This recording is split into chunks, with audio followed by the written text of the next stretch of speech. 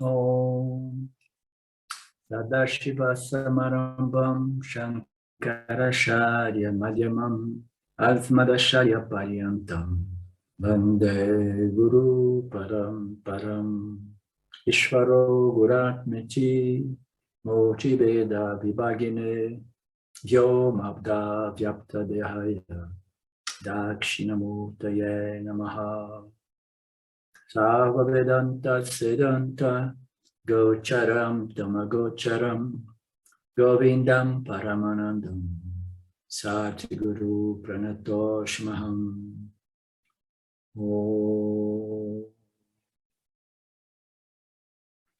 Om Shanti, Shanti, Shanti Om. Namastê. Bem-vindo a todos vocês, meus queridos do Vedanta Brasil.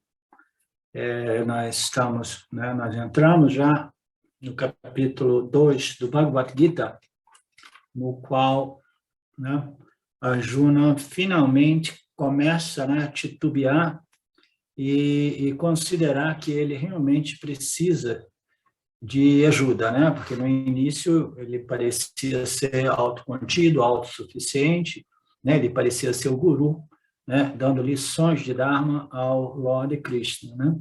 Então, no início do capítulo 2, do segundo capítulo, após ele ter decidido claramente, assertivamente, eu não vou participar desta guerra, eu quero me tornar um sannyasi, um buscador da verdade, etc.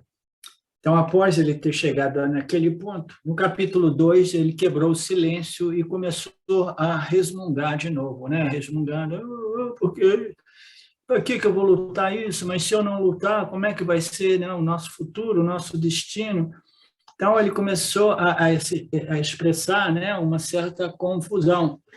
E o Krishna, muito sabiamente, permaneceu em silêncio, esperando o momento no qual os ensinamentos pudessem ser realmente recebidos, porque, como nós sabemos, é inútil, a gente oferecer alguma coisa, a menos que o outro lado esteja muito receptivo, muito aberto, Nós vimos que quanto mais a gente quer empurrar as coisas nos outros, mais difícil aos outros aceitarem, Deve partir do outro essa recepção, Então, o Krishna, ele começou a provocar um pouco o Arjuna e diga, não conceda a esta falta de masculinidade, esse estado não combina com a sua fama, o seu nome, o seu prestígio, a sua fama. Desista desta fraqueza, levante e lute, Então, nós cobrimos isso semana passada. Esse é um momento após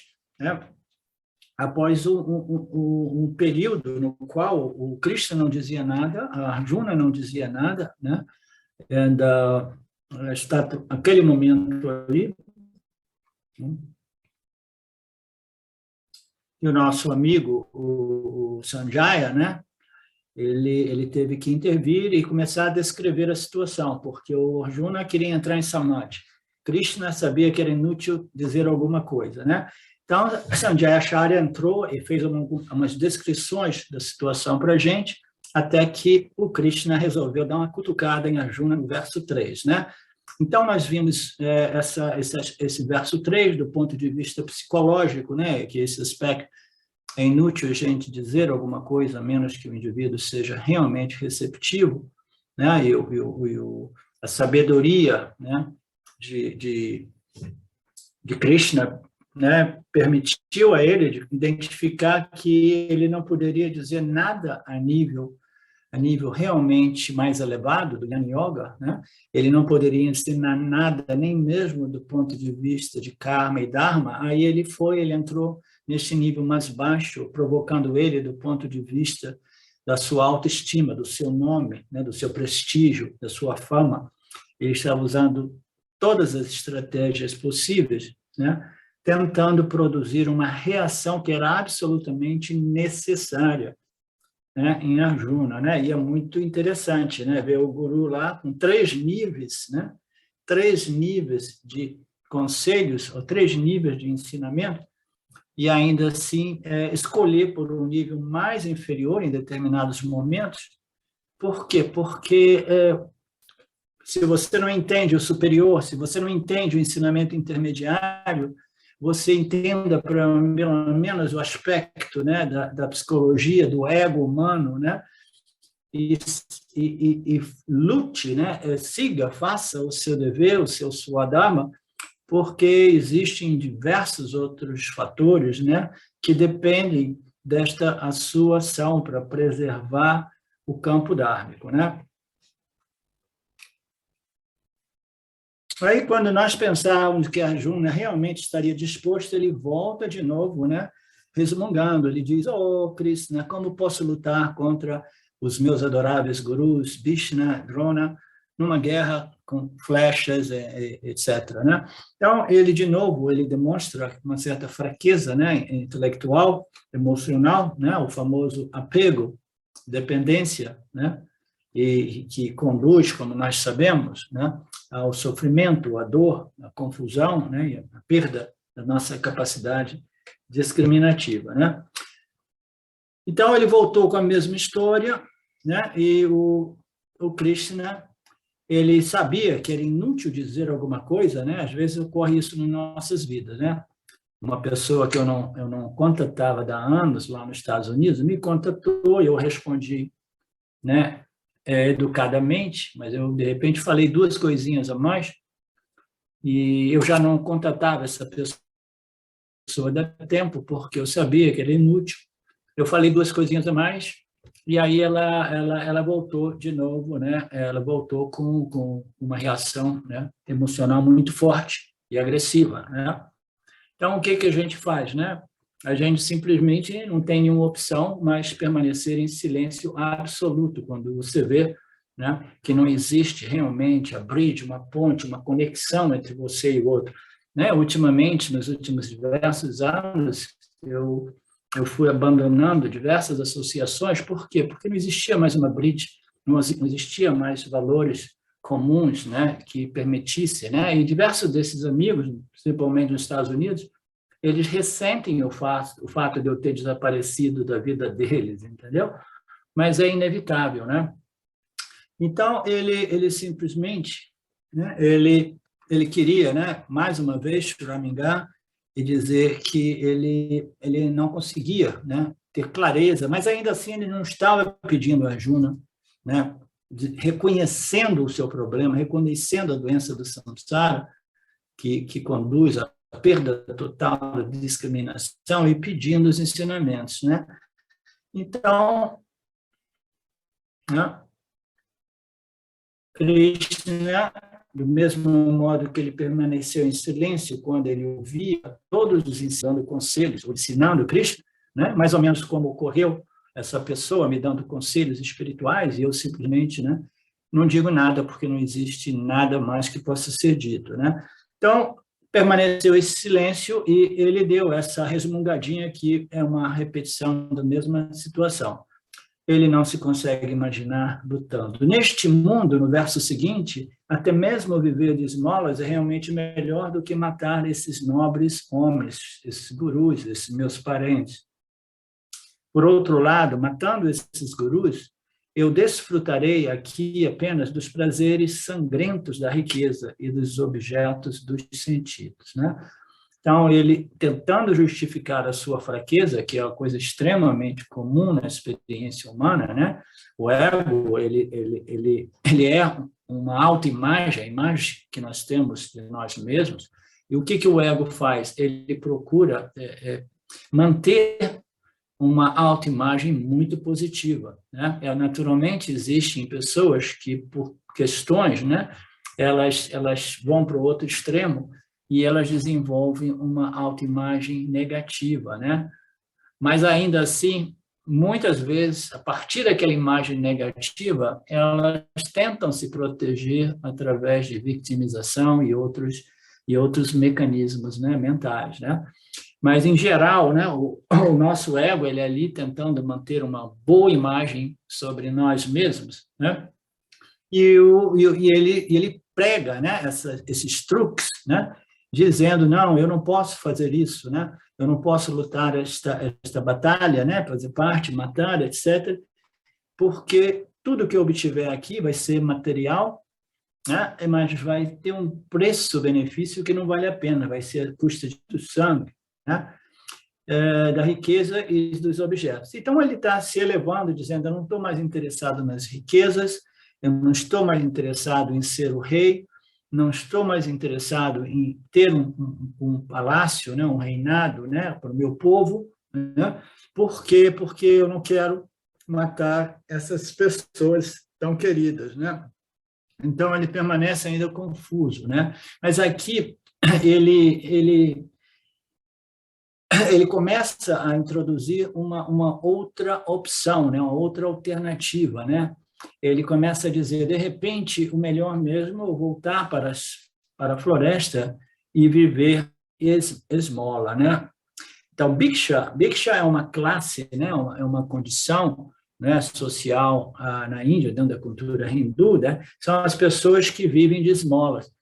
Mas elas não são vistas simplesmente, meramente como mendigos improdutivos, né, na sociedade, mas dentro dessa cultura hindu, elas são vistas como pessoas que estão estudando as escrituras, meditando, né, são sadhus, são sannyasis, elas têm um certo a sociedade tem ou tinha, né, um certo respeito por esta classe, né, as pessoas que vivem de Bhiksha, né?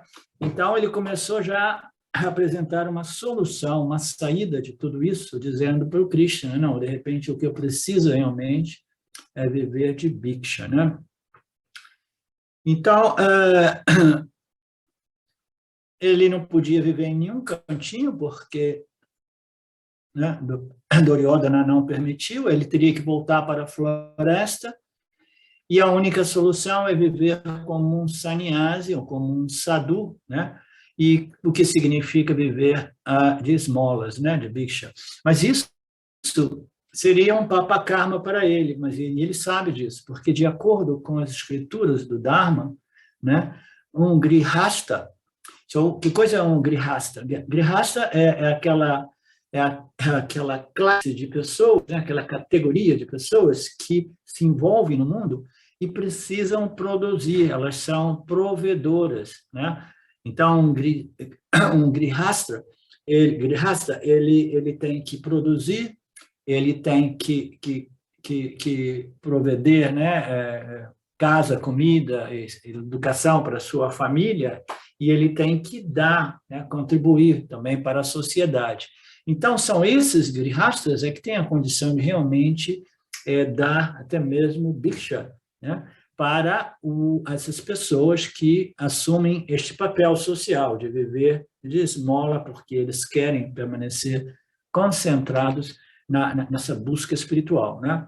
Então, naturalmente, ele estava, de novo, fazendo uma confusão, porque um guerreiro, um general do exército, né, até mesmo um chefe de família, uma dona de família, né, donos de negócios, né, o papel deles, o swadharma deles não permite a eles pedir esmola. Né? Então, é uma coisa que a gente tem que compreender, cada coisa tem o seu lugar, o seu papel, cada pessoa, né? O Dharma é uma ciência simples, mas, ao mesmo tempo, ela é complexa, porque nós precisamos levar em conta diversos aspectos. Né? Então, ele pensou, e, mais uma vez, o pensamento dele foi baseado nessa confusão. Né?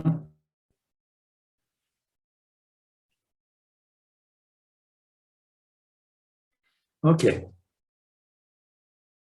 Então, diversas pessoas podem viver de Bhiksha, né? Eles devem viver de Bhiksha, né? Um sannyasi, né? Um sadhu deve viver de Bhiksha, né? E as sociedades que compreendem isso, elas sustentam esses sannyasis, né? Mas, por outro lado, né, os donos de casa, os donos de negócios, os provedores não podem viver de Bhiksha, porque o grihastra, né, o provedor, aquele que produz, que participa, né, é o único que tem a condição de prover ou de doar, ou de dar. Né? Se esses generais, se esses provedores, né, se esses donos de famílias começam a pedir esmola, aí quem é que vai estar dando essas esmolas? Né? as esmolas precisam ser dadas das pessoas cumprindo seus papéis sociais como provedores, né? E no caso do Arjuna, ele precisava prover, porque o restabelecimento do Dharma, né? Então, é um provedor é correto, né? É um provedor de alto nível, né? Porque ele é aquele que protege, né? E restabelece o Dharma toda vez que o Dharma se torna muito violado, né? Então, pura confusão de novo. Portanto, um grihasta ou um guerreiro até mesmo, né, não tem o direito de viver de bhiksha. Fazendo isso, ele infringe essas leis dármicas, né, e vai obter papakarma. E o Arjuna sabia disso, por isso que ele não estava encontrando uma saída aceitável, né? Ele estava naquela solução. E agora? Por onde que eu vou sair? De acordo com Arjuna, ele está, por causa disso, ele está confuso. Matar Bhishma e Drona é papa karma, né? De acordo com Arjuna. E viver de Bhiksha também ele sabe que é papa karma, né? Então, ele enfrenta duas alternativas. Uma é fugir e me tornar um sannyasi, viver de esmola, e o outro é lutar e destruir o exército inimigo. Em ambos os casos, ele percebe que o resultado é negativo, o resultado é papam, né? Então, é uma situação, né, difícil. Às vezes, nós nos encontramos em situações similares, situações, né, nas quais todas as respostas, ambas as respostas, ou qualquer opção de resposta, ainda assim tem um custo muito elevado, né? Então, a gente tem que, nesses momentos, né, não responder, não decidir, né, de modo muito apressado, né? Considerar, contemplar, e se todas as respostas que possamos dar, se elas tiverem um custo muito elevado, né, um papa muito elevado, um resultado negativo muito elevado, aí o que a gente tem que fazer? No final das contas, a gente tem que escolher aquela opção cujo o custo é o menos elevado. Aquilo, em italiano, a gente diz meno male, né? Aquele que é o menos mal, o papa menor, né? Então, a gente tem que, né, fazer essas análises com muito cuidado, né? É por isso que, muitas vezes, em nossas vidas, nós temos que escolher essas escolhas difíceis, todas elas não são realmente ou somente positivas, e é nesses momentos que nós tentamos adiar nossas decisões, nas palavras do Swami Paramarthananda, né? Todos nós conhecemos, muitas vezes nós permanecemos em cima do muro, tendo dificuldade de decidir, por conflitos interiores mesmo, ou por falta de discriminação. Mas, às vezes, a discriminação parece ser boa, mas ainda assim o custo, né, qualquer que seja o curso de ação aqui, né, implica em muito sofrimento, muita dor. Então, nós temos que ver qual é o mal menor, né?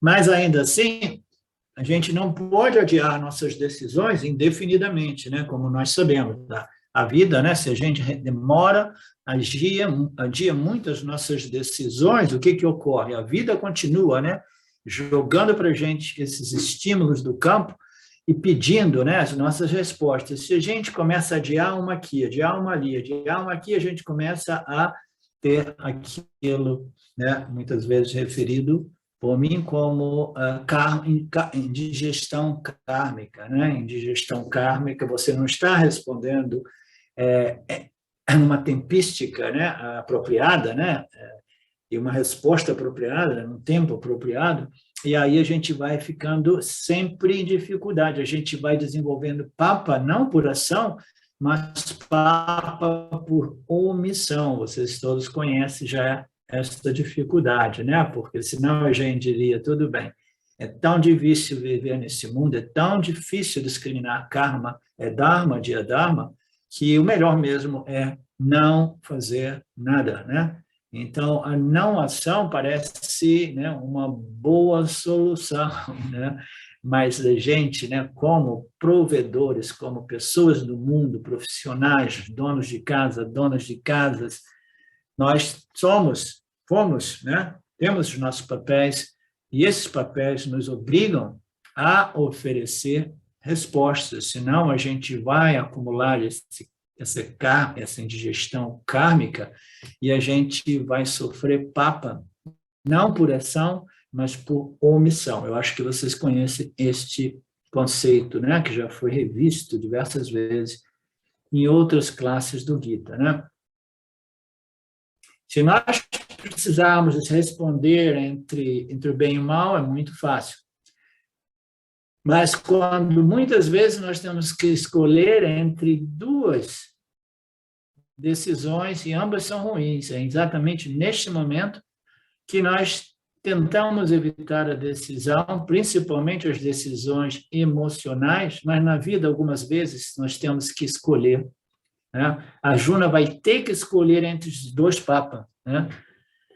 Mas a Juna não está realmente inclinado a fazer uma escolha assim fácil, né? Ele falou assim, não, eu sou uma pessoa muito equilibrada, eu estou vendo aqui que existe um custo monstruoso entre essas duas opções, lutar ou não lutar, eu vou querer embasar a minha decisão, né? Mas somente quando eu tiver processado todos esses ensinamentos, né? De modo que eu tenha a convicção de que a minha resposta é a resposta apropriada, né? E por ele ter pausado assim tanto, né? Permanecendo ali sem oferecer uma decisão final, isso nos concedeu as escrituras do Gita, né? Porque o tempo foi paralisado, né? O Ishwara the Lord, ele pausou aquela guerra no meio lá do campo de batalha, e ali o Lord Krishna pôde, né, revelar estes ensinamentos dentro desse contexto tão peculiar, né?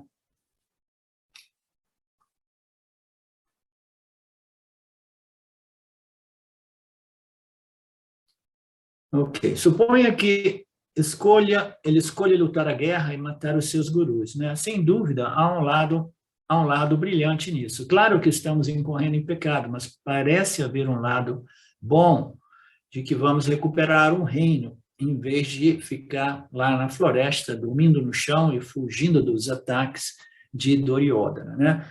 A gente teria palácios, etc., etc. Esses são os desdobramentos do Swami Paramarthananda. Mas como podemos realmente desfrutar de toda essa riqueza, né?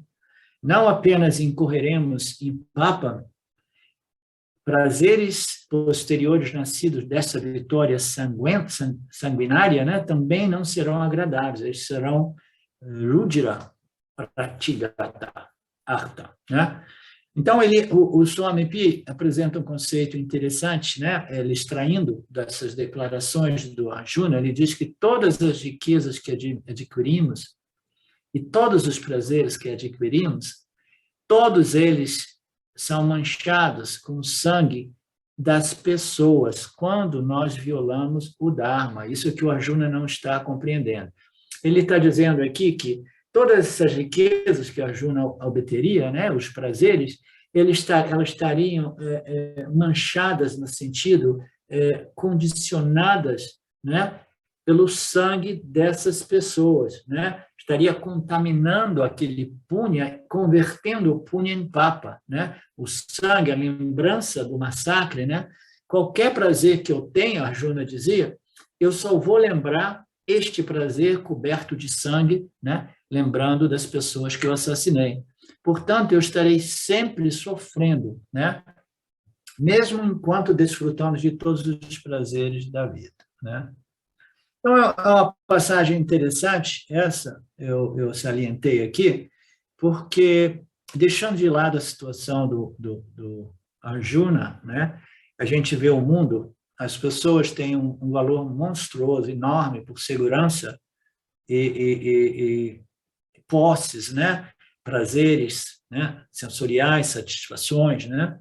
Então, esse desejo por felicidade, através de o acúmulo de riquezas, né, e a extração de prazeres sensoriais, é um valor comum em todos os seres humanos antes deles compreenderem o terceiro valor, que é o valor por justiça, o valor por Dharma, né?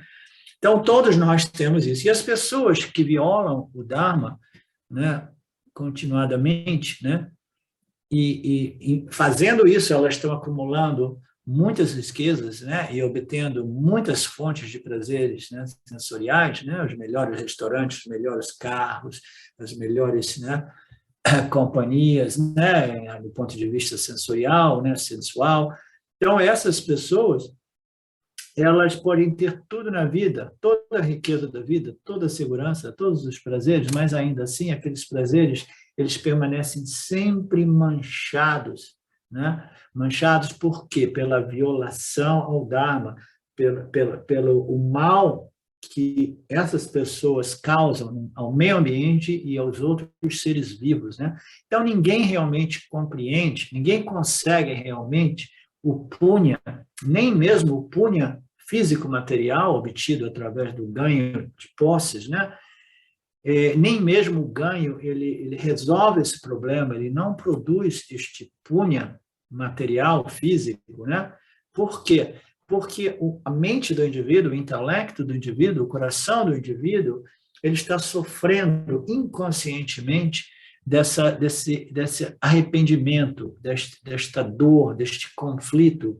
Subconscientemente, ele se sente em profunda culpa, né? A mancha de tudo aquilo que ele fez não aparece a nível consciente, mas inconsciente estará minando a possibilidade do indivíduo desfrutar deste punya, né, segurança e prazeres sensoriais, né? Então, isso é comum, né? No caso do Arjuna, ele está apresentando essa lógica, mas ele não está conseguindo ver a diferença, entendeu? Nesse caso, ele não estaria realmente violando o Dharma, mas ele estaria protegendo o Dharma, muito embora, né, na superfície pareça ser um ato de extrema violência. Mas por que a mente dele estaria totalmente, né, dominada por essas noções de que eu fiz algo errado, algo adármico, entendeu? Por quê? Porque o que condiciona esta colheita do punya ou do papa, né, não é meramente as nossas ações, mas as nossas motivações e as compreensões que nos motivam a fazer o que a gente faz e não fazer o que a gente não faz, né? Como a gente diz, a ação é importante, mas o que é mais importante é a motivação, né? O desejo por trás das ações. O desejo não é matar essas pessoas amadas, o meu desejo é restabelecer um bem maior, que é o Dharma, né? Então, essa confusão de Arjuna fez de modo que ele não compreendesse realmente que não se tratava de cometer um ato criminoso, mas de sim cometer um ato absolutamente nobre. Portanto, a sua experiência de Papa é puramente subjetiva. Por quê? Por causa do fenômeno chamado samsara, que conduz à perda da discriminação. O apego, a dependência, né? Aí depois, com a dependência, o medo, a insegurança, né? Aí a gente começa a sofrer o medo de perder, né? O medo, o apego leva à dependência, o medo, e você começa a ficar confuso até que a gente perde, né, a nossa capacidade, a nossa faculdade de discriminação, né? Este é o problema fundamental. Krishna não pode apresentar esse problema ainda, e o Arjuna está longe ainda, né, de ter a devida abertura mental, né?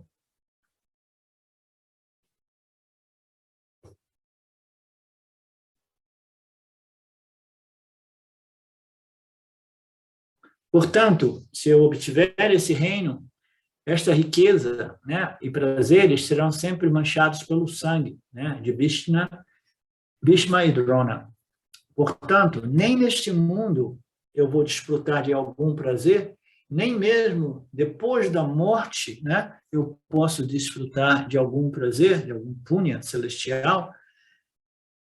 E o Swami diz aqui, mais uma vez encontramos que Arjuna inflexível em sua compreensão equivocada, né? Ele ainda continua, né, equivocado, confuso entre Dharma e Adharma. E até que uma pessoa realmente comece a mudar a sua posição, ele não pode, ele tem que começar a perder a convicção a respeito do seu conhecimento, né? Ele tem que começar a suspeitar que este conhecimento talvez seja equivocado ou talvez seja sujeito a uma revisão, a dúvida, né? A menos que ele comece a se mover, né, da total convicção do que eu estou certo, né, para uma abertura mental que diz talvez eu não esteja certo, né? Então Krishna permanece em silêncio, porque ele sabe que não existe nenhuma abertura, né?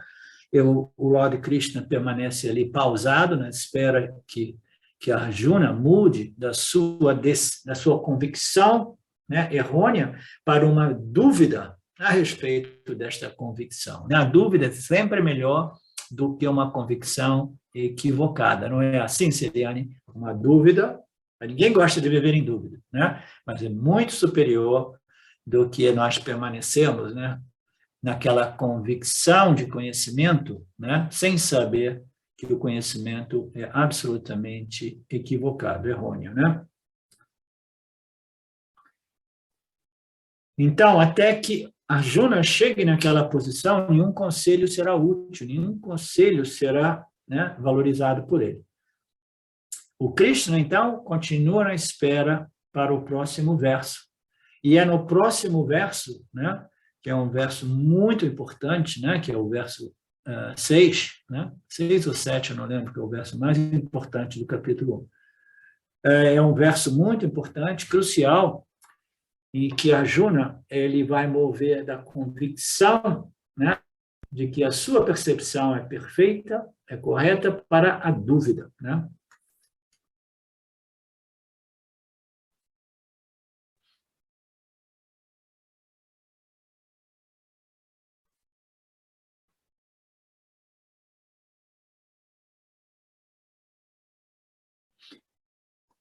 Ok.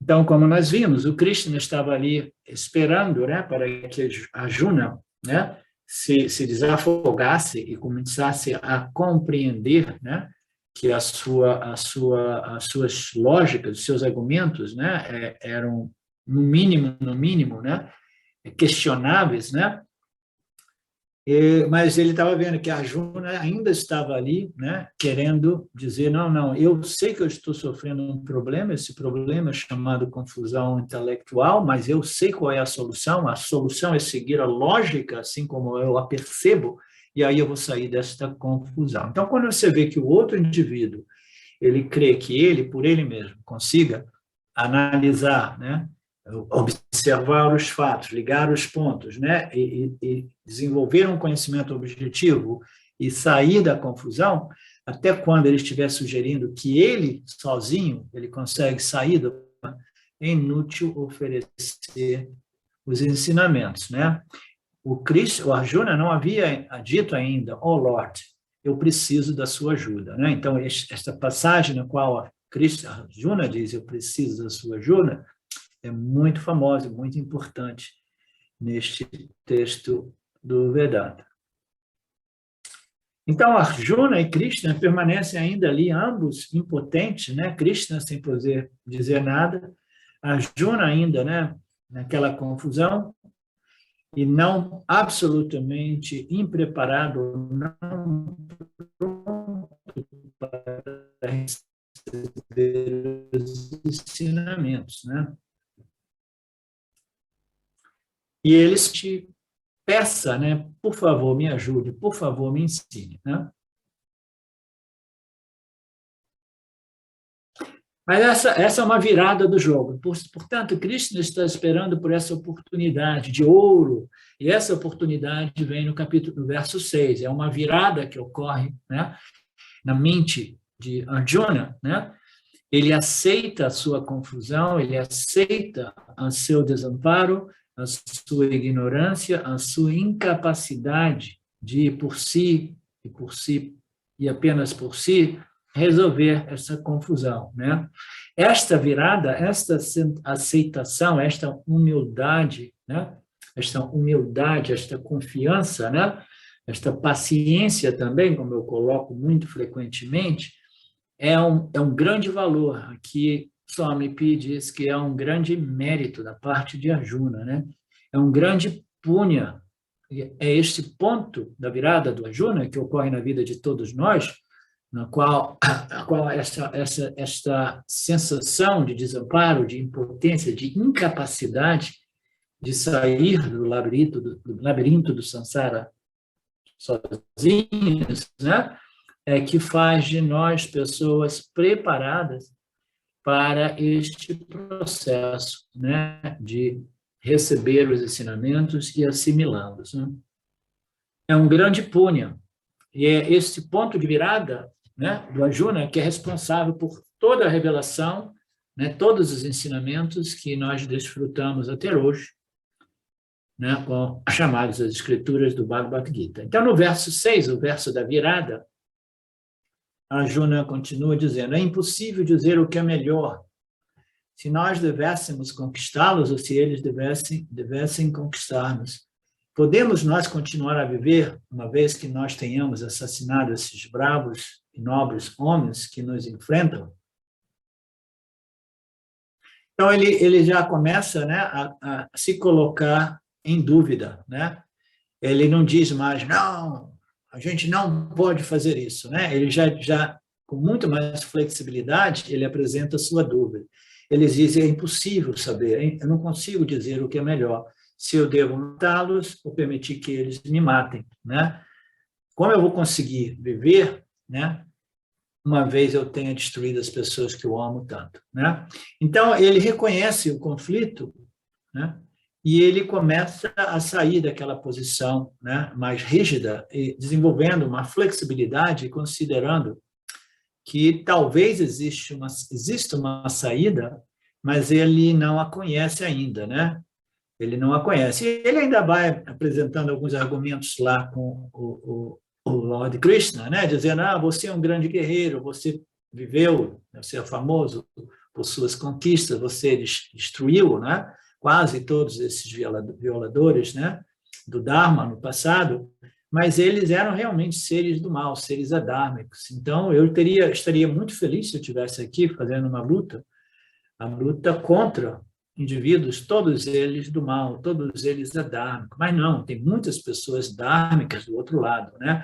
Então, ele estava querendo ainda se justificar, muito embora ele começasse a apresentar uma certa flexibilidade, né?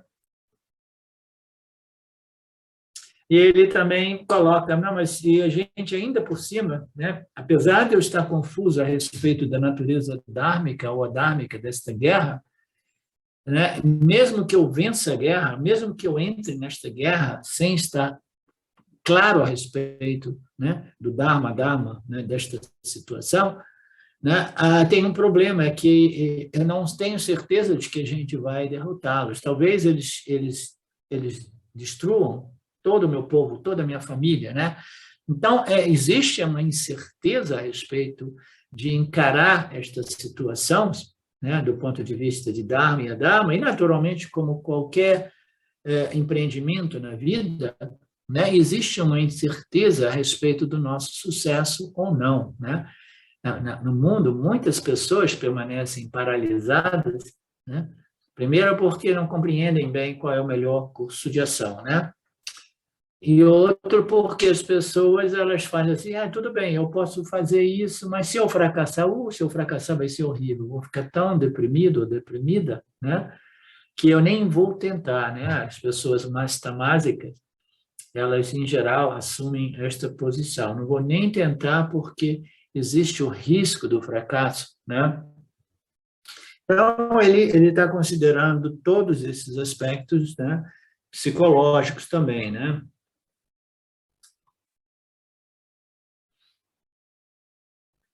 E ele ainda não compreendeu bem um outro aspecto, que é o seu Swadharma, né? Qual o curso dessas ações, dessas duas ações, que seria melhor para nós, né? A pessoa como eu estaria fazendo o Swadharma, né? Isso seria um positivo, porque eu sou um general do meu exército, né? Mas um ponto muito negativo é que eu estarei assassinando os meus gurus, né? Aqueles de quem eu recebi tudo, né? Então, não existe realmente nada de positivo, né? Ou é confuso, né? O ponto negativo é muito custoso, né? Portanto, ambos os cursos de ações, ele vê pontos positivos e negativos. É por isso que, geralmente, né, nesses casos, a gente fica indeciso, né? Então, no verso seguinte, que é o verso 7, que é o mais importante, depois da dúvida dele, né? O início da virada é quando ele realmente, efetivamente, ele vai pedir ajuda. Mas até mesmo, né, neste verso 7, ele pede ajuda, mas Krishna ainda não percebe que o seu pedido de ajuda é realmente sincero, é genuíno. Parece que é um daqueles momentos que você pede ajuda e a gente se conhece essas situações, né? Às vezes, no momento de muita dor e confusão, alguém chega para a gente, olha, eu estou precisando de ajuda, me ajude, né? Aí, digamos que a Celiane vai lá e fala, tudo bem, venha cá, eu vou te ajudar. Aí, no momento que você começa a tentar ajudar a pessoa, né?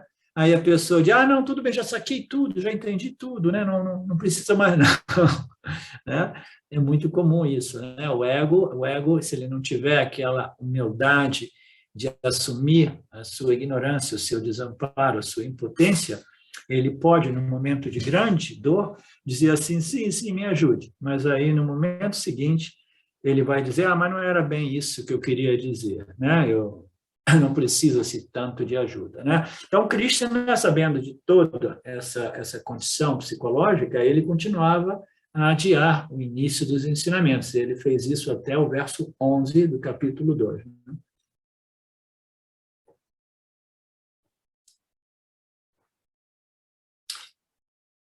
Então, no capítulo 7, ele diz: com a minha mente dominada por esse desamparo, meu intelecto completamente iludido em relação ao Dharma, eu te peço, por favor, decididamente, me diga o que é bom para mim, né? Eu sou seu discípulo, ensine-me, porque eu me rendi a você, né? Então, esta parece uma declaração, uau, né? O cara realmente, né? Agora ele se tornou um discípulo, né? É curioso porque eu vi isso em diversas passagens, né? Na minha pequena experiência como, né, propagador desses ensinamentos, né? De algumas pessoas que no momento de clareza fazem declarações desse tipo, mas aí um pouco mais adiante a pessoa se sente sábia e absolutamente sem alguma necessidade dos ensinamentos, né? Ela se sente autossuficiente, né? E aqui ele vai dizer, né? Eu estou desamparada, minha mente, meu intelecto estão realmente nublados, né? Iludidos, confusos, né? Eu não sei mais o que é justo. Portanto, eu te peço, decididamente me diga o que é bom para mim e o que é ruim para mim. Eu sou o seu discípulo. Então, o que existe de errado nesta declaração do Arjuna a este ponto, né?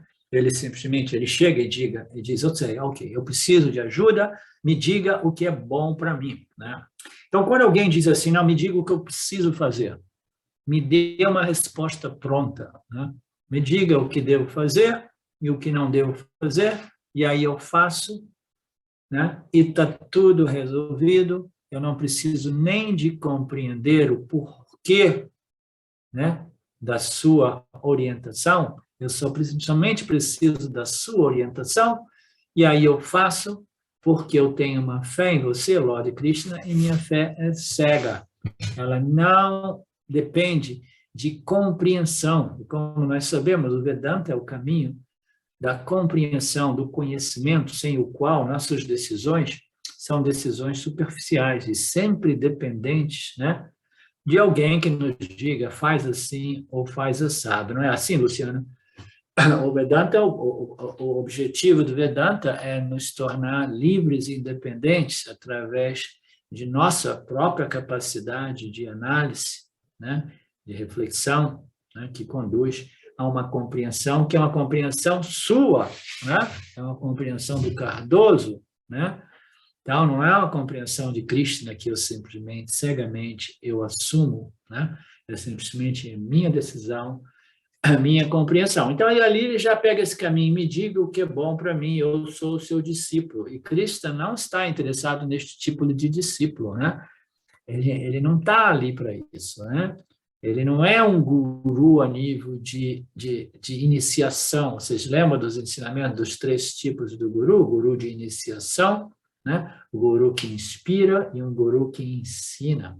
Krishna é um guru que ensina, é a terceira categoria de guru, aquela que realmente, né, concede ao indivíduo os instrumentos, né, o remédio, né, os meios para que ele, né, ele se liberte da necessidade do guru eterno, né, do ajuda eterno, do conselho eterno, né? Então, o objetivo do Vedanta é a nossa liberdade, a nossa independência, e para isso, o Vedanta nos estimula a analisar os ensinamentos e torná-los nossos, no sentido de que não, esses ensinamentos foram devidamente assimilados e agora eu consigo, né? Eu sei como discriminar e eu sei o que é Dharma, eu sei o que é a Dharma e, mais fundamentalmente, eu sei o que é Satya e eu sei o que é Mithya, né?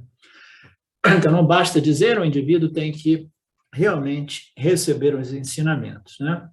Por isso, Krishna não está satisfeito com esta confissão superficial do Arjuna, né? Uma confissãozinha meio estranha, né?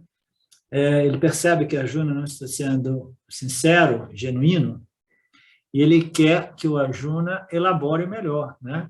Então, o guru muitas vezes recebe alguma coisa do discípulo e ele, para compreender realmente o que existe por trás das palavras do discípulo, ele pede, não, por favor, elabore um pouco mais a sua posição, ou a sua compreensão, ou a sua questão. Elabore um pouco mais, vamos tentar entender, né, o que existe por trás dessas palavras de fronte, né, essa fachada de palavras, né? Então, ele queria que ele elaborasse melhor, né? E aqui o Swami Pi apresenta um conceito bacana, um conceito que eu muito frequentemente eu coloco no nosso grupo, né? Porque nós, seres humanos, nos sentimos, em geral, muito em aceitar a nossa ignorância, né? Então, o indivíduo está sofrendo, ele está confuso, né? Emocionalmente, intelectualmente perdido, mas ainda assim ele deixa comigo, né? Como se diz, deixa comigo. Eu vou encontrar a solução por mim mesmo, né? E ele não somente diz chá comigo, mas ele diz assim, não, eu não estou confuso, eu não estou desamparado e eu não estou infeliz. Quem é que está sofrendo? Ninguém está sofrendo aqui, né? Então, este denial, né, esta negação, por quê? Porque a pessoa ela se sente diminuída quando ela, né, ela aceita, assume a sua impotência, né? Então, ela não compreende que esta manifestação, né, pelo menos nesta dimensão, né, nesta densidade física, né, é uma manifestação na qual nós nascemos e experimentamos uma ignorância que é inerente a essa manifestação. A gente, para chegar aqui, né, a gente perde, né, muito da nossa capacidade cognitiva, inteligência, memórias, intuições, né? A gente vai perdendo neste processo e quando a gente chega aqui, a gente é ignorante. Por que as nossas escrituras nos foram reveladas? Porque uma vez que a gente esteja aqui, a gente está preso, né? É uma densidade que nos aprisiona. A gente precisa de uma ajuda, a gente precisa dessas revelações que nos dão uma percepção, né, de luz, de clareza, de que existe um problema, e o problema não é aquele que parece ser, muito mais profundo do ponto de vista psicológico, e fundamentalmente é um problema espiritual, é um problema de identificação com a matéria, ao invés de identificação com o nosso espírito, né? Então, as pessoas não compreendem que aqui a gente vive, a gente nasceu da ignorância, como eu costumo dizer, a gente cresce na ignorância, a gente desenvolve ainda mais ignorância e quase que invariavelmente a gente morre neste oceano denso de ignorância. Então, admitir essa ignorância é a coisa mais inteligente que existe. Não parece assim, Silviana? Admitir essa ignorância é o primeiro sinal de sabedoria, né? E as pessoas que pensam, não, admitir a ignorância é sinal de ignorância. Não, é sinal de sabedoria no seu primeiro nível, né?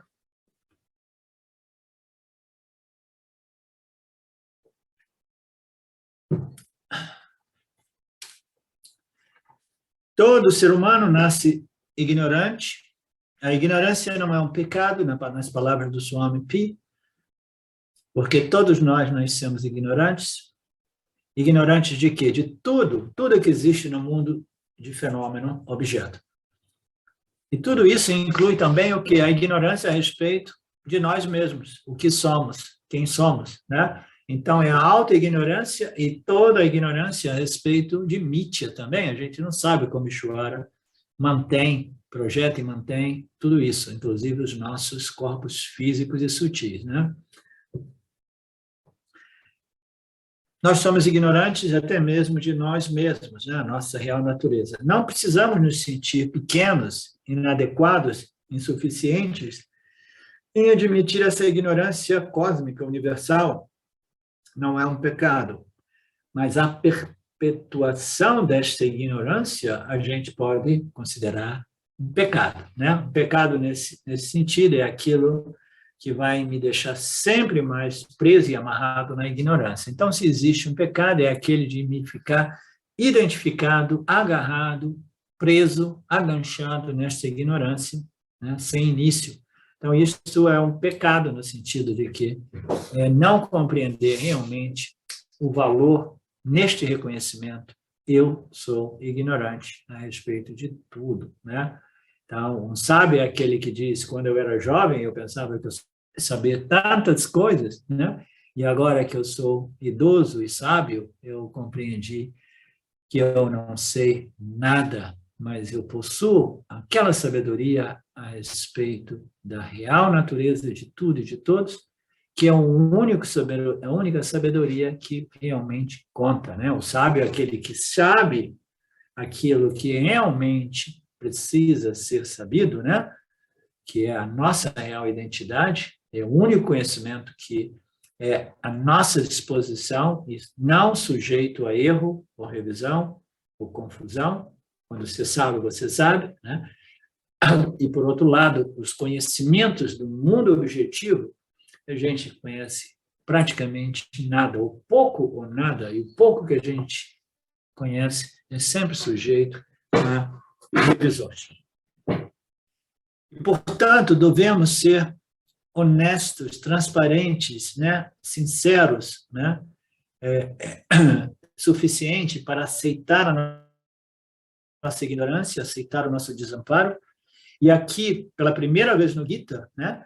O Arjuna abre o peito e diz, por favor, me ajude, me ensine, né? Então, este foi o ponto mais bonito, mais, né, relevante do Gita, né, no capítulo 2, quando ele pede a Krishna de modo mais decidido, né, genuíno, pelos ensinamentos, tá? Então, Arjuna, como nós vimos, né, ele estava muito confuso, a confusão dele era a respeito Dharma e Adharma, né? Eu não vou nem entrar muito neste tema, porque nós já o abordamos extensivamente, né? Ok. Ele está confuso a respeito do Dharma e, portanto, ele começa a pedir ajuda. Então, aqui na página seguinte, no parágrafo seguinte, se diz que uma pessoa sábia não deve aconselhar a menos que uma outra pessoa peça conselhos genuinamente. Existe uma diferença entre conselho e conselho, né? Conselho e compreensão, né? Conselho e uma ajuda no sentido, compreenda melhor a sua condição, compreenda melhor o seu problema, né, e extraia, né, uma decisão, né, mais sábia, né, obtenha uma decisão mais sábia. São coisas diferentes, né? Krishna, ele não deu nenhum conselho, né? Ele está esperando aquele momento, né?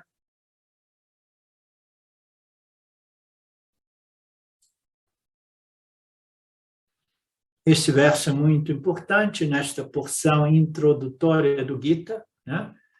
Porque é um momento, esse é bacana, né? É um momento no qual o general, o soldado Arjuna, é convertido no discípulo chamado Arjuna, né? Então, se o discípulo não tivesse surgido, o Krishna jamais teria surgido como guru, né?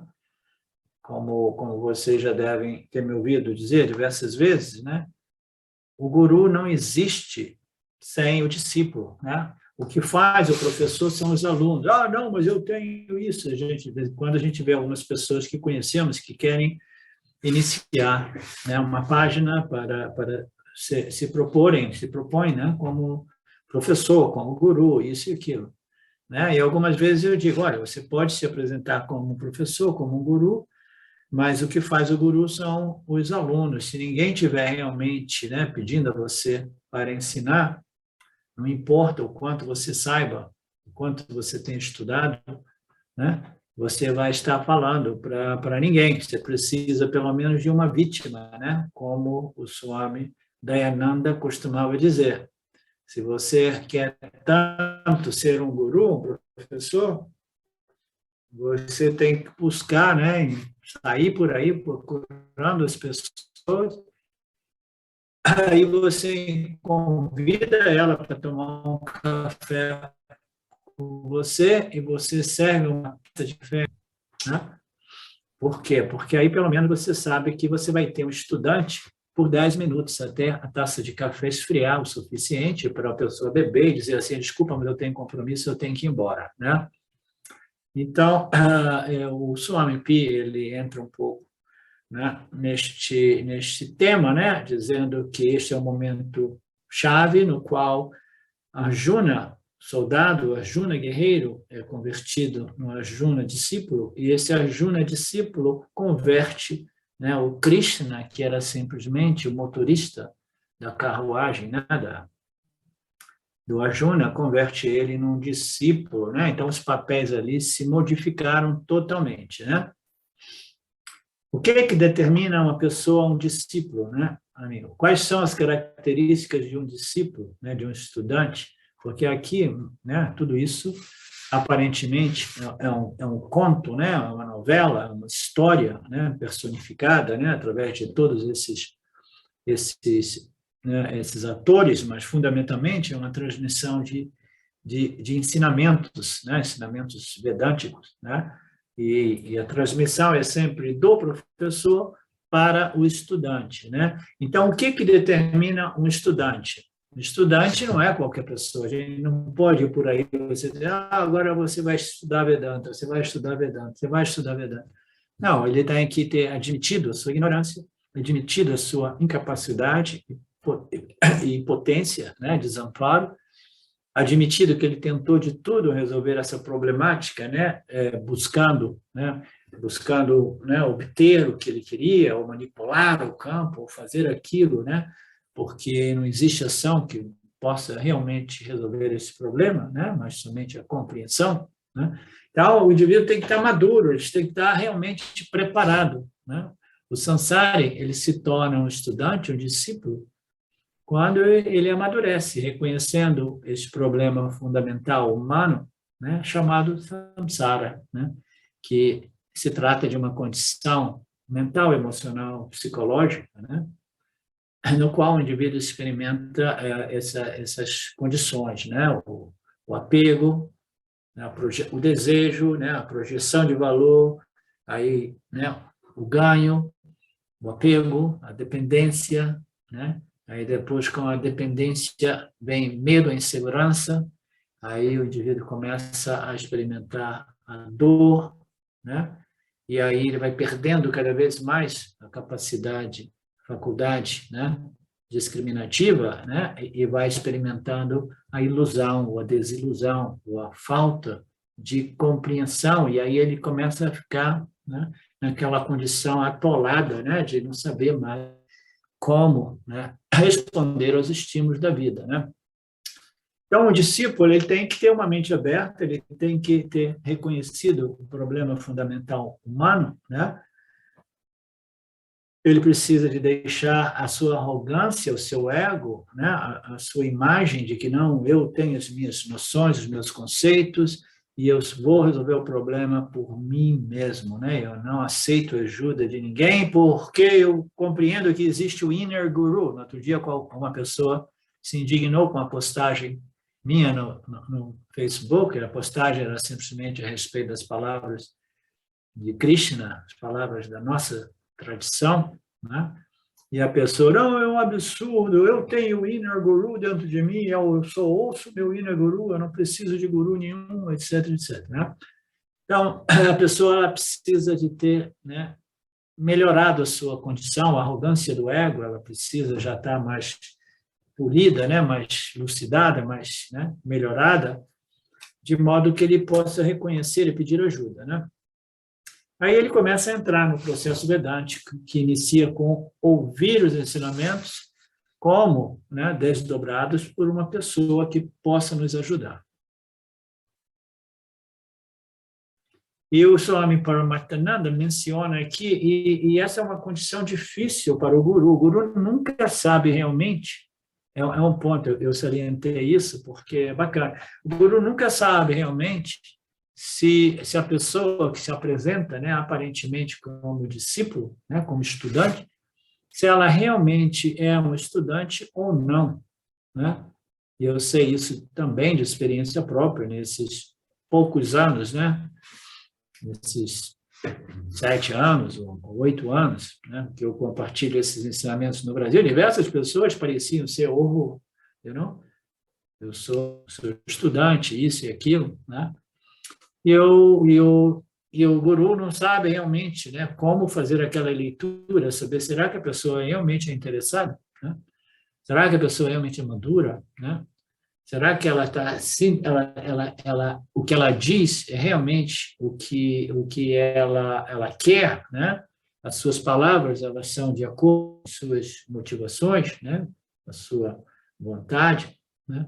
E eu vi diversas pessoas que pareciam, se diziam altamente interessadas e que depois desaparecem, né? Voltando para outros círculos, né, espirituais ou voltando para o samsara até mesmo, né? Então, aqui ele apresenta que o guru não tem a condição de ver, de ler a mente do discípulo, porque a mente de cada um de nós é invisível, né? Naturalmente, o guru ele tem um pouco mais de sátiva, né? Ele percebe um pouco e ele fica sempre assim, será? Será isso? Será aquilo, né? Mas ele não consegue saber exatamente, né? Eu nunca sei exatamente o que vocês vão fazer com esses materiais, né, que nós compartilhamos, né? Cabe a cada um de vocês, né? Chega uma pessoa, eu fiz um final de semana, que maravilha, maravilha. E eu nem me entusiasmo, porque eu sei que são sementinhas que são plantadas e que muitas vezes elas não germinam, pelo menos não nesta encarnação, ou não neste ano, ou não nesta década, né? Então, diante da impossibilidade do guru ler a mente do discípulo, o discípulo precisa não somente dizer que eu quero ser ensinado, mas ele tem que expressar a sua mente de uma forma não somente verbal, mas fisicamente. E isso nós entramos num aspecto da cultura indiana, na qual o discípulo, quando ele realmente é sincero, genuíno, maduro, ele não somente ele diz, né, eu sou o seu discípulo, por favor, me ensine, mas ele demonstra isso não somente verbalmente, mas também, né, fisicamente, né? Então, na Índia, na cultura hindu, existe o namaskara, né, que você simplesmente bow para o guru e diz assim, eu sou o seu discípulo, né? E em alguns casos, nos casos, né, mais tradicionais, o indivíduo ele se prostra davante do guru, nos pés do guru, né, que é um simbolismo muito bacana, que não é compreendido no Ocidente, ele é visto como uma humilhação, naturalmente, né? Você se colocar aos pés do outro, mas tudo isso é um símbolo de total confiança, total surrender, entrega, né? Neste relacionamento professor-aluno, né? Então, como o guru não consegue ler dentro da cultura hindu, né? O indivíduo, o estudante, ele precisa de se expressar não somente verbalmente, mas também fisicamente através dessas posturas, né? Por exemplo, quando a gente quer uma amizade de alguém, né? O que a gente faz? Você gostou, encontrou uma pessoa, gostou da pessoa. Se você está interessado numa amizade, o que você faz? Você oferece um abraço ou um aperto de mão, né? Então, você não está somente dizendo assim, olha, eu gostei de você, seria legal a gente encontrar um momento para almoçarmos juntos, né? Você já quer dar um aperto de mão, um abraço ou um beijinho na bochecha, né? Então, são expressões físicas que vão além de somente, né, expressões verbais, né? É um simbolismo, né? Então, na cultura védica, né, existe o Namaskara, né? Em outras culturas, eles fazem coisas diferentes, né? Tem uma cultura que o indivíduo, para expressar esta apreciação, interesse, né? Ele cheira o topo da cabeça da outra pessoa. Então, são culturas diferentes, né?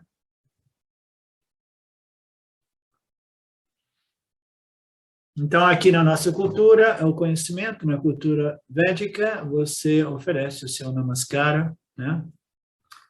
Então, é isso. A terceira etapa, né? Quais são as outras duas etapas? A terceira etapa é simplesmente o surrender. O guru, o discípulo, abandona a sua arrogância, reconhece a sua impotência, o seu desamparo, pede ajuda genuinamente. Essa é a terceira etapa dentro desta dinâmica, né? Que permite, né, os ensinamentos do Vedanta. Vocês lembram das duas outras etapas? O Swami Paramatmananda questiona, né? É a descoberta do problema, porque no início a gente imagina que o problema esteja fora, né? Lembra da historinha do barulho, né? Psh, que parecia que era um barulho externo, né?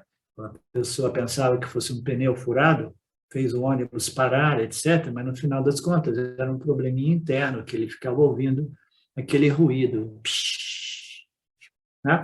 Então, o indivíduo ele precisa de compreender, né, a descoberta do problema. O problema não é no mundo, o problema não é lá fora, o problema é um problema psicológico, mental, emocional, chamado como samsara. E o samsara é uma doença que produz grande sofrimento, muitíssimo sofrimento, como nós sabemos, né? A segunda fase é, depois de você descobrir, né, a doença do samsara, você tem que chegar num momento de total desamparo, né? E a terceira é a surrender, entrega, né? Você, né, humildemente diz, sim, eu preciso de ajuda, né? Teach me ensine, né? Portanto, aqui Arjuna, ele se rendeu, né, corretamente a Krishna. Quando eu digo que eu sou um discípulo, eu confio em você, né? Essa palavra entrego a você, ela tem uma conotação perigosa, né? I surrender, ou entrego, né? Eu confio em você, né?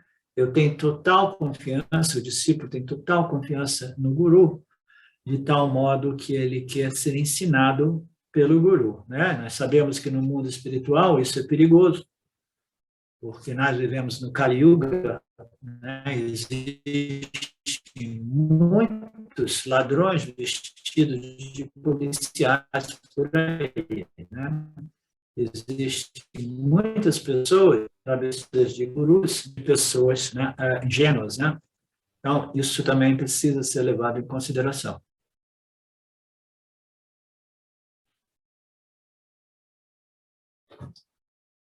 Eu estou vendo aqui.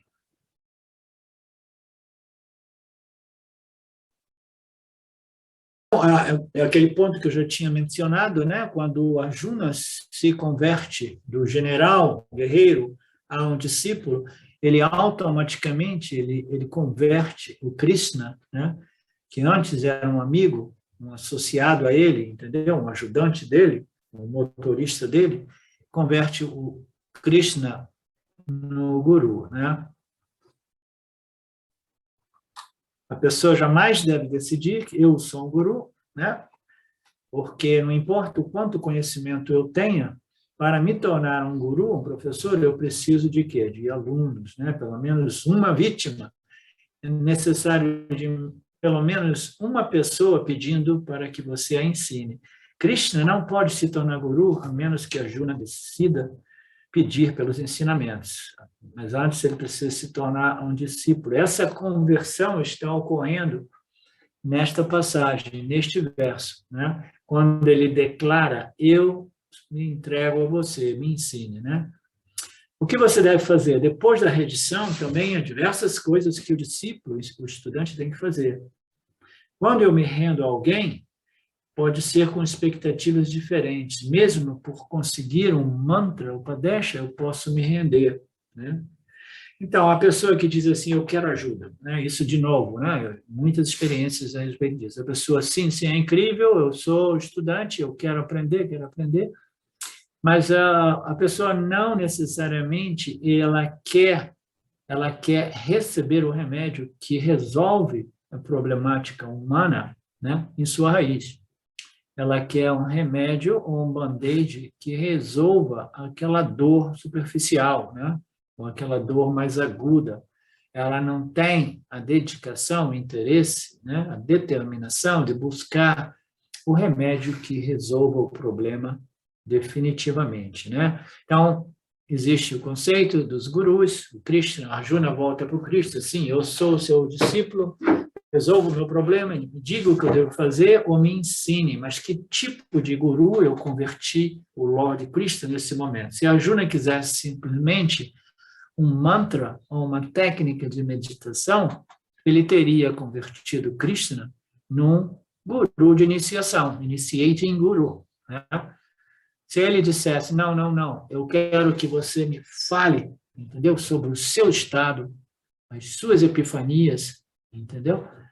E como é, né, o benefício, né, desse estado seu de conhecimento absoluto, aí ele estaria buscando o quê? Eu quero que você descreva, né, essas experiências do Yanni, que são uma fonte de inspiração. Ele estaria perguntando, convertendo o Krishna num guru inspirador, inspirating guru, aquele que fala sobre o estado, isso e aquilo, mas ainda assim, falar, descrever sobre a condição mental do guru não é suficiente. De fato, nos nossos ensinamentos, nas nossas escrituras, aquilo ali é uma partezinha muito pequena, porque serve somente para dizer, olha, o auto-reconhecimento, ele existe e ele tem um potencial enorme em transformar o modo qual você experimenta a sua, né, a sua humanidade e o mundo ao seu redor. Existe. E qual é o benefício? É esse, você vai se sentir mais assim, mais assado, você vai estar mais equilibrado, mais forte, sem medo, sem desejos vincular. Então, a gente, né, tem essas passagens que descrevem simplesmente para estimular, motivar, inspirar os indivíduos. Mas isso não resolve o problema, porque um guru de inspiração, um guru que inspira os outros, é um bom início, mas ainda assim, os discípulos, os estudantes, eles podem permanecer por 10 ou mais anos, como foi o meu caso, inspirado pelo Nisargadatta Maharaj, mas ainda assim, tanto tempo, 10, 20 anos, porque não existia realmente uma metodologia de ensino, né? Existiam alguns apontamentos, declarações fortes, né, que nos inspiram, né? Então, o Krishna, o Arjuna, quando pede a ele de me ensinar que tipo de guru eu estava convertendo ele, isso a gente vai compreender, porque Krishna, né, ele pensou no início assim, não, ele está querendo realmente a teaching guru, um guru que ensina, um guru que apresenta os ensinamentos, né? Mas, ainda assim, o Krishna teve que observar no início, né, dos ensinamentos que Arjuna ele não estava querendo realmente os ensinamentos que resolvem o problema em sua raiz, né? O Krishna, ele crendo, né, acreditando que Arjuna era altamente qualificado, apresentou as declarações finais upanishádicas, né, os Mahavakyas, que determinam a identidade, né, absoluta, né, de todos aqueles personagens do Gita, né, como o Brahman, como a consciência, que não pode ser manchada, tocada, queimada, cortada pela espada, né? Então, ele apresentou os ensinamentos, mas Arjuna... Aí ele falou, não, ele não quer realmente o ensinamento que resolve o problema na raiz, ele está precisando de Karma Yoga e Dharma Yoga, né? Aí ele passou alguns capítulos do Gita ensinando Karma Yoga e Dharma Yoga, né?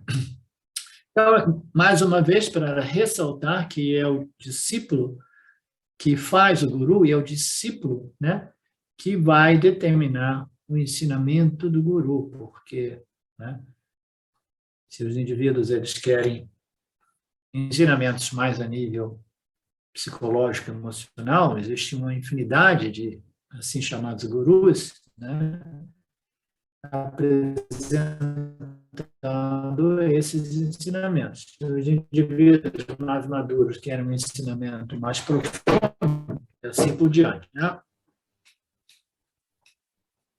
Então, um mantra, por exemplo, né, de um guru de iniciação, ele pode, sim, melhorar a mente, ele pode ir removendo algumas impurezas, mas ele jamais irá curar o problema fundamental, porque o problema fundamental é um equívoco de identidade, né, que faz o indivíduo suscetível à doença do samsara, né? Então, para curar esse problema na raiz, a gente precisa dos ensinamentos finais, os assim ditos Upanishads, né? Mas se você apresenta o remédio intermediário como um mantra, uma técnica de meditação, ou até mesmo os ensinamentos de karma e dharma, né? Você estará, pelo menos, né, melhorando, purificando a mente para que mais adiante a mente possa receber a cura final, né? Então, este é o ponto.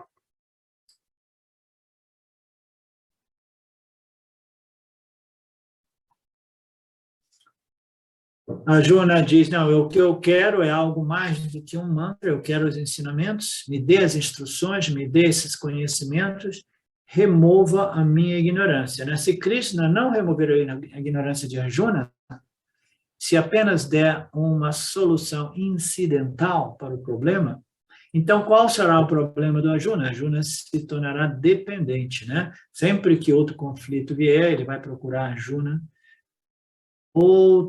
né, uma outra técnica, um outro conselho. O conselho, se fosse bom, ninguém dava, todos vendiam, mas os ensinamentos, quando são válidos, quando são reais, né, quando são ensinamentos que realmente abordam, né, a problemática humana, esses ensinamentos eles devem ser dados, devem ser recebidos, embora eles não devam e não possam ser cobrados, né? Por isso que dentro da nossa tradição, as pessoas que realmente ensinam Vedanta não fazem um comércio desses ensinamentos.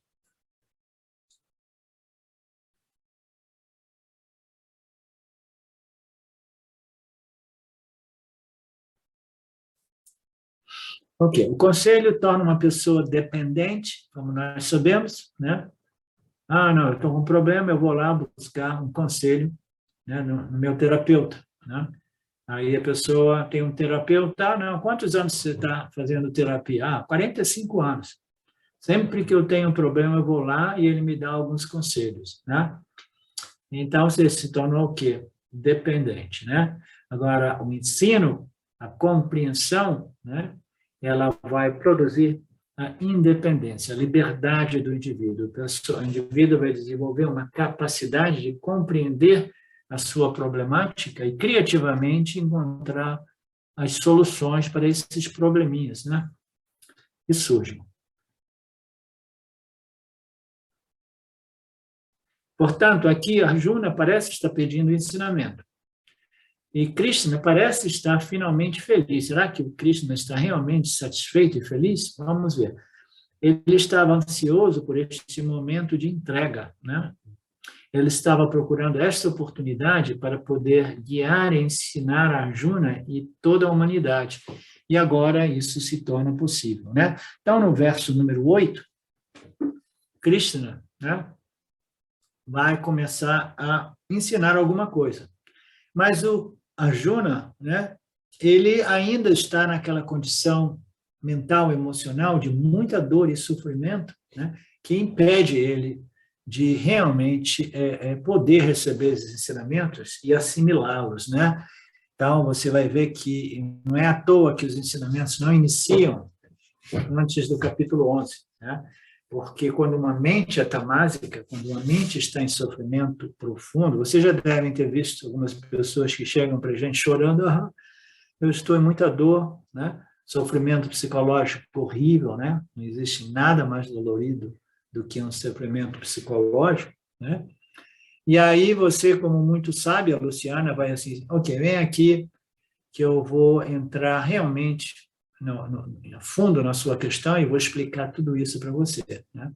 Não, a pessoa não está preparada porque ela está psicologicamente, mentalmente abalada, tamásica, deprimida, né? Chocada. O que é que a gente precisa fazer? A gente te dá um abraço forte, uns beijos, e diz assim, você é adorável, eu te amo, tudo vai passar, né? Essa frase, tudo vai passar, é melhor do que abordar o problema da pessoa no momento que a pessoa não quer saber do problema, ela quer que você diga que tudo vai passar, né? Tudo vai acabar bem.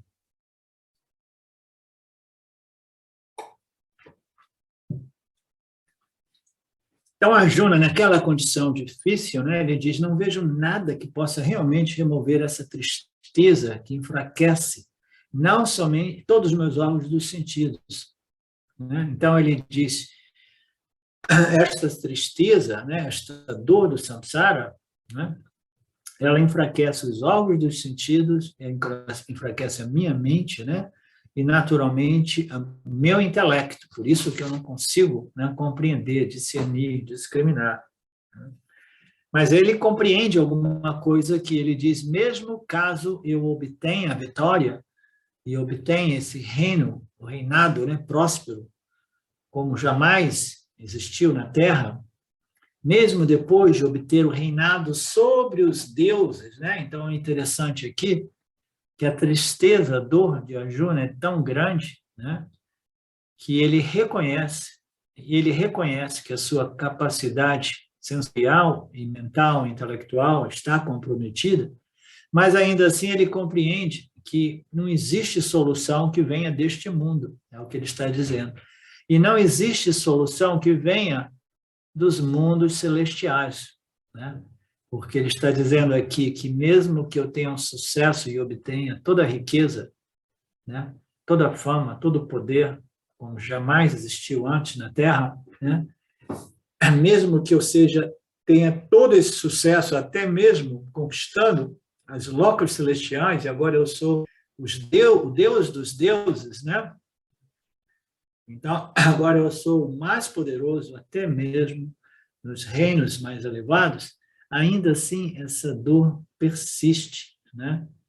Então ele está dizendo que não existe uma saída fora de mim, não existe uma saída através do ganho ou conquista, né, física, material, e nem mesmo do ganho de conquista a nível dessas locas celestiais. Não existe punha celestial, não existe punha material neste mundo, não existe nada, não existe nenhum resultado de determinadas ações, entendeu?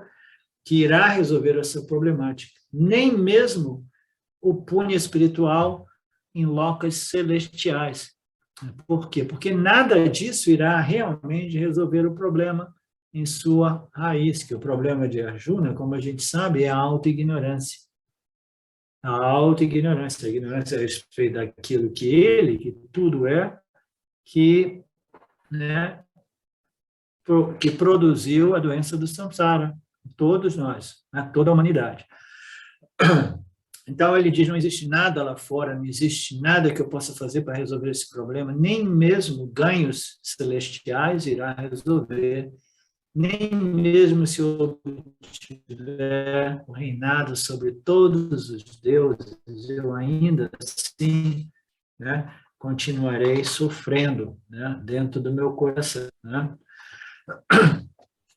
Então, aqui, Arjuna confessa que a sua dor é tão profunda e intensa que nenhuma solução irá funcionar. Existem muitas soluções que resolvem o problema superficialmente, temporariamente, mas elas não são erradicadas, né? E a dor permanece, né? Muitas vezes suprimida, supressa ou suprimida. Então, Arjuna diz, a dor é tão intensa que enfraquece os meus órgãos sensoriais, né? Naturalmente, não somente os órgãos sensoriais, mas como o Jnana Indriyas, né? Que é o órgão intelectual.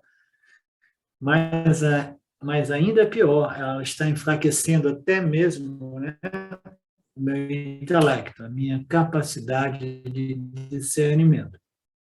Nada que eu faça, nenhum método pode resolver um método além da compreensão, do ensinamento, daquilo que você está querendo me dizer, Krishna.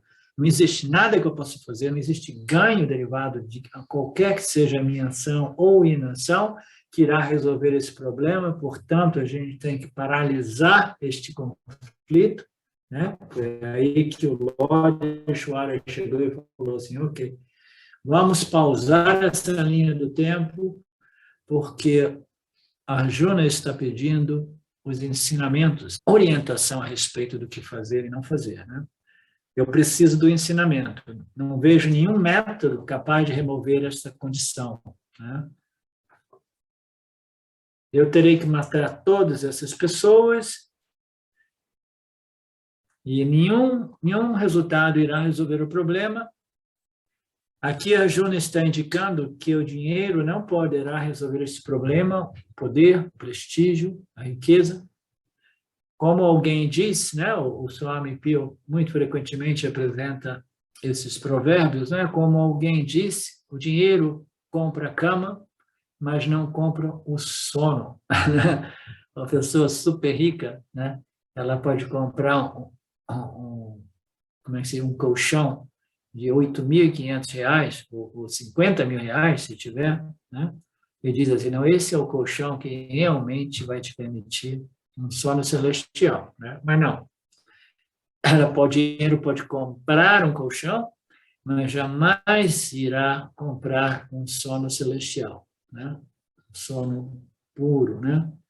O dinheiro pode comprar comida, mas não a fome. O dinheiro pode comprar uma casa, mas não um lar. O dinheiro pode comprar pessoas, mas não amigos, né? O dinheiro pode comprar muitas vezes, né, pessoas, mas jamais o amor genuíno das pessoas. Da mesma forma, a Arjuna aqui mostra que a dor não pode ser resolvida através desses ganhos externos.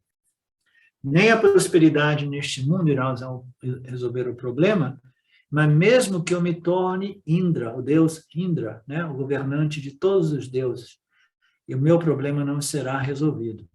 Então, isso significa que o problema do samsara não pode ser resolvido por realizações ou ganhos mundanos, como também não pode ser resolvido por realizações no mundo místico esotérico, ou seja, obtenção de punha celestial.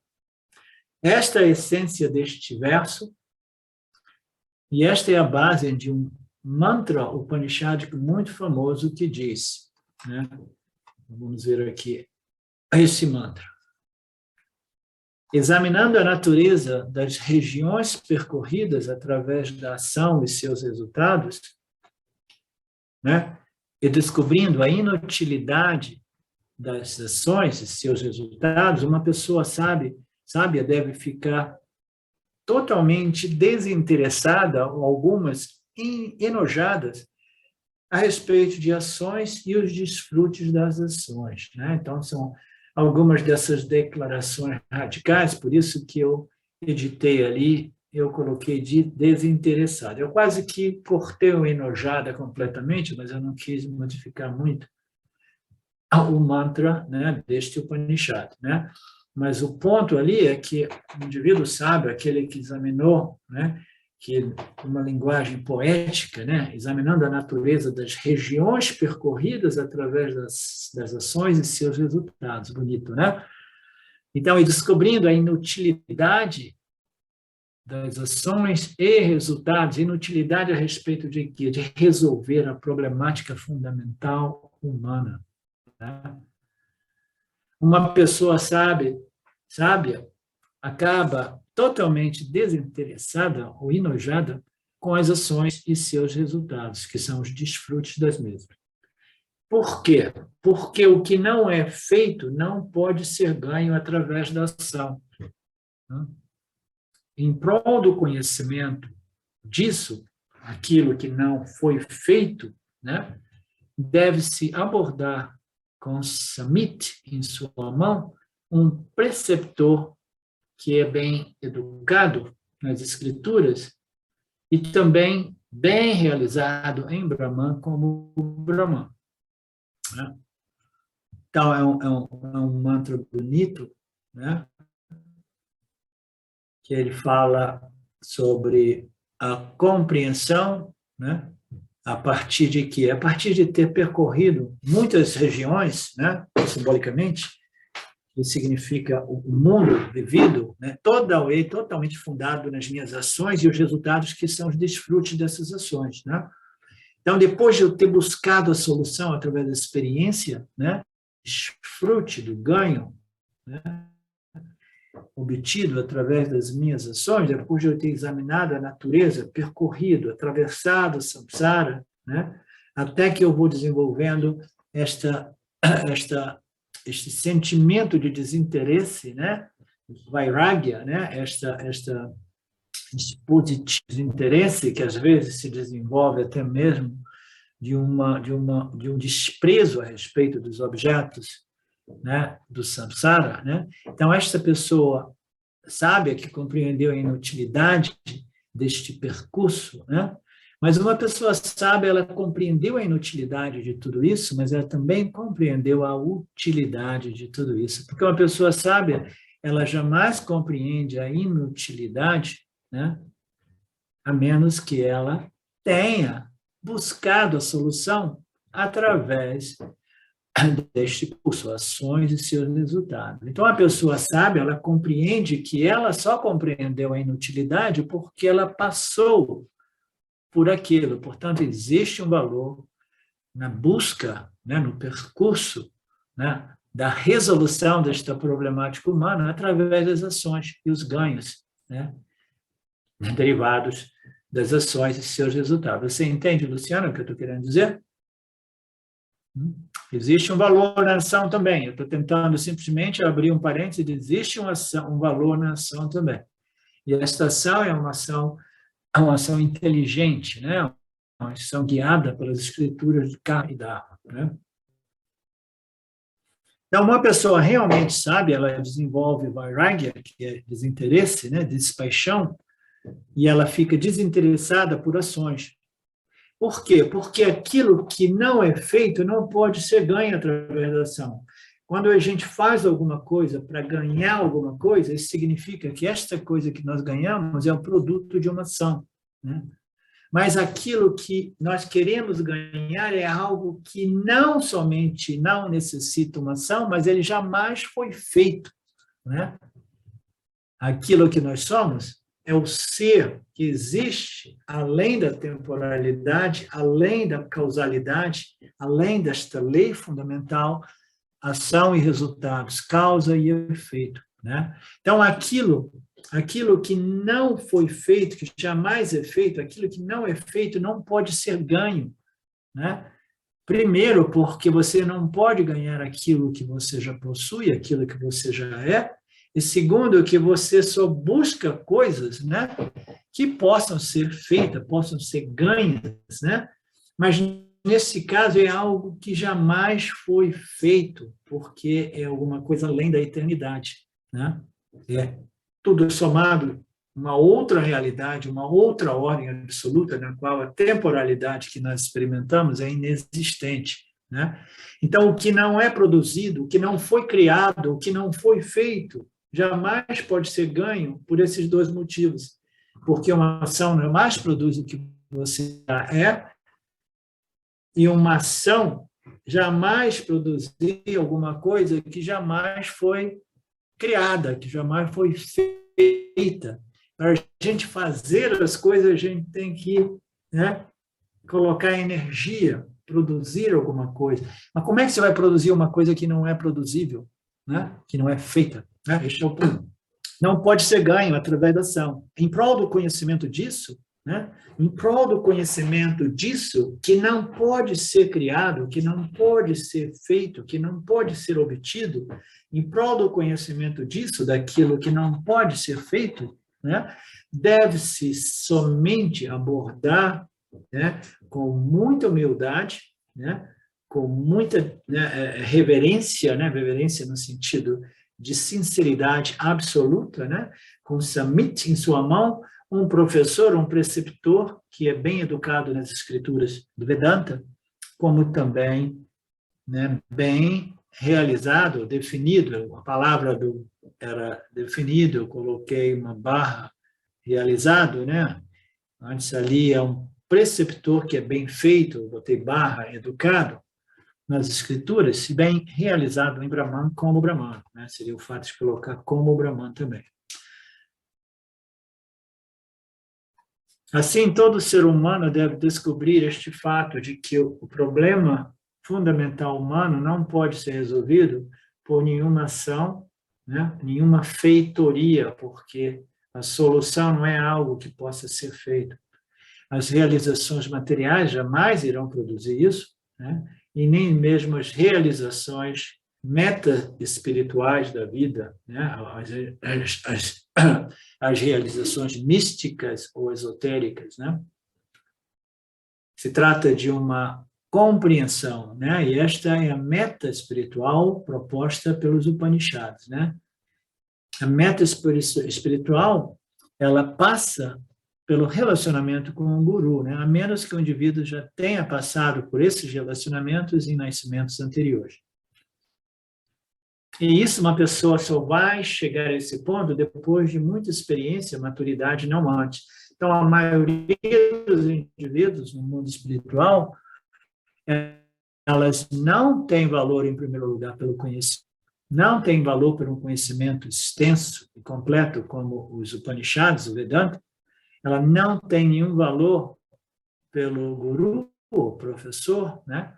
E não existe nada que o guru possa fazer disso, porque isso, né, só é possível, raramente aqui e ali, através de um processo, né, no samsara, que irá produzir esta maturidade, o desenvolvimento dessas qualificações, né, que conduz o indivíduo a compreender a problemática raiz, né, fundamental, e desenvolver esta atitude de total impotência, de total abandono, humildade, ao ponto de dizer, por favor, me ensine, me ajude, né?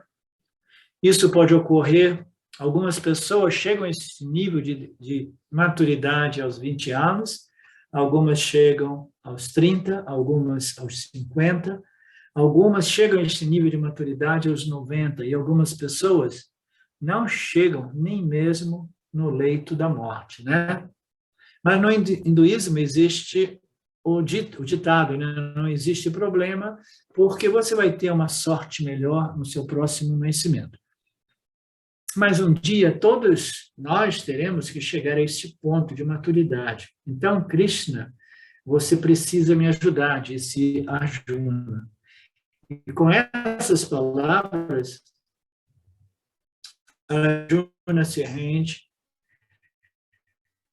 Então, ocorre a este ponto, somente neste ponto, em nenhum discurso de Arjuna, nenhuma fala de Krishna também. Krishna e Arjuna estavam em silêncio, mas a parte Krishna, como se preparando ou planejando, né, como eu vou começar a ensinar esse cara, porque a gente vê que até aqui nesses últimos versos era o Krishna, era o Arjuna ainda, né, falando sobre a sua condição, a sua dor, seu sofrimento, mas ainda assim pedindo ajuda.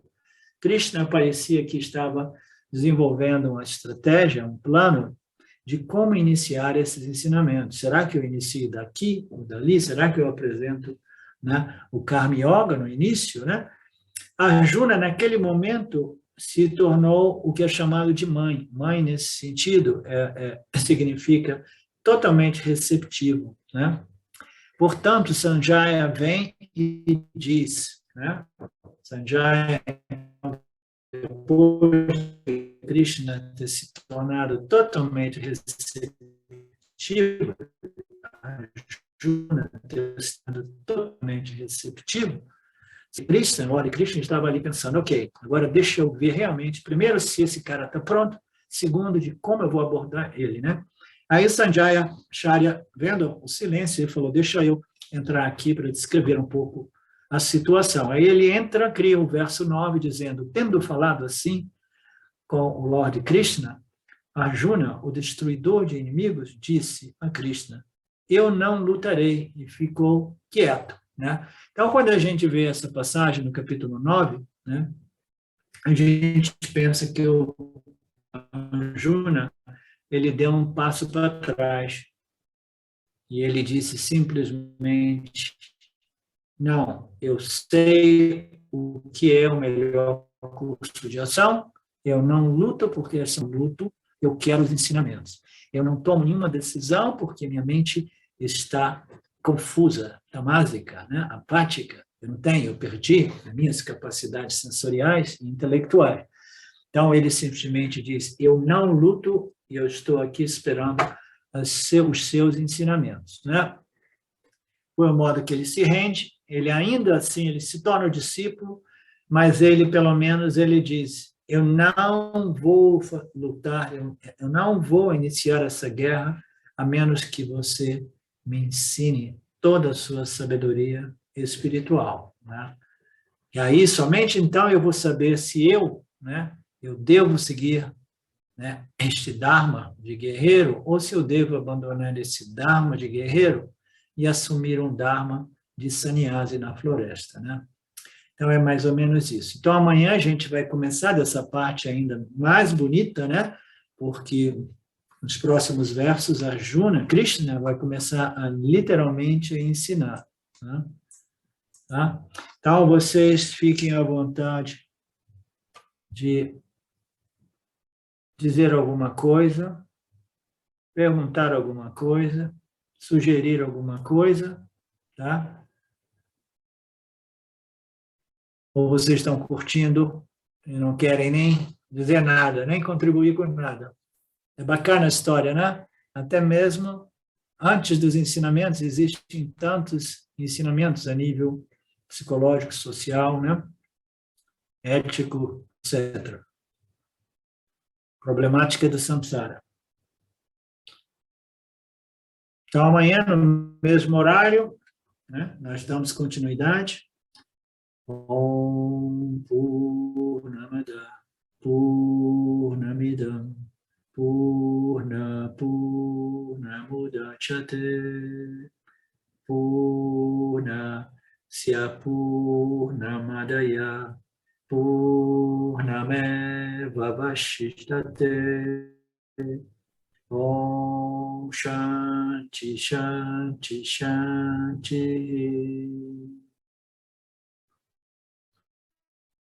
Obrigado, Lord. Obrigado, meus queridos do Vedanta Brasil. Namastê.